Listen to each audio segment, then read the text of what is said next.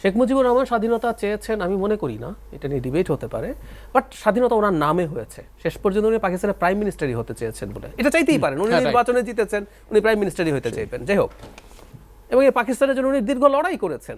এই ভদ্রলোকে শেষ পর্যন্ত এমনভাবে মারা গেলেন যে পরবর্তীতে মানুষ মানে মিষ্টি খাইয়েছে কিনা সেই তর্ক সরিয়ে রাখি, কিন্তু মানুষ হাপিত্তেশ করে নাই, মানুষের কোনো ক্ষোভ ছিল না, আনন্দিত হয়েছে এবং কোনো প্রতিবাদ ছিল না। ভয়ের কথা বলছে, ভয় মানে এত বড় ওই মানুষের আঙ্গুলের নাড়ানোতে ভয় ভেঙে মানুষজন ইয়াহিয়ার সময় রাস্তায় নেমে এসেছিল না, পরে নামে নাই। সো আমাদের কিন্তু আইকন মিসিং।